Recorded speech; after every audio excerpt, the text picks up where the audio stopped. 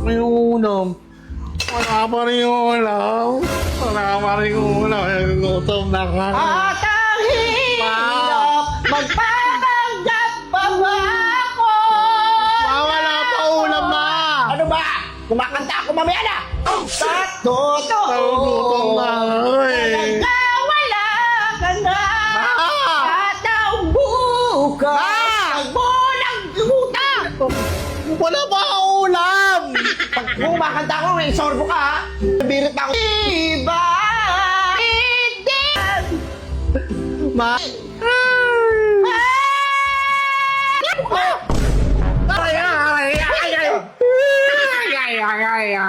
Ulam wala pa.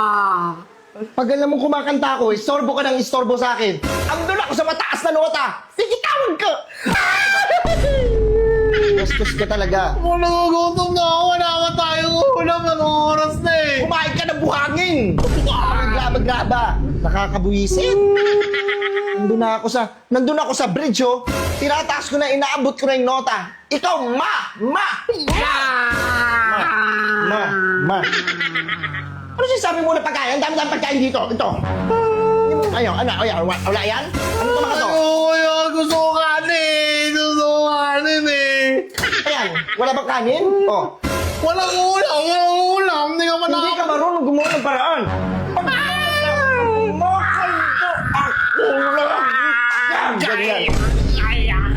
Ganyan, lagi ka ganyan. Nandun ako sa high notes, so pinapractice ko. Siya ba ang maiiwan?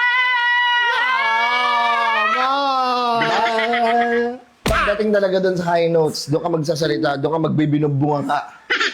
Nakakabuisit ka. Inuuna mo pa yung pagbirit mo eh. Sa pagluluto eh. May pagkain naman dyan, ah. Hindi ka ba marunong magluto? Wala kang alam sa gawaing bahay? Ha? Prinsipe ka ba?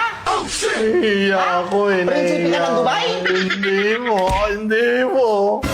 Hindi ka marunong. Pag kumakanta ko, sinasabi, huwag kang mangingialam. Pag kumakanta ako, anong ginawa mo? Nangingialam ka? Gutom na lang. Kurado ka ba? Ginugong mo ako? Hindi.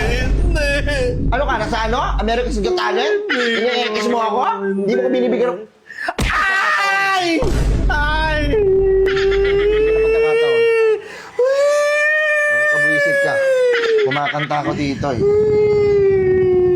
Isa pa. Isa pa!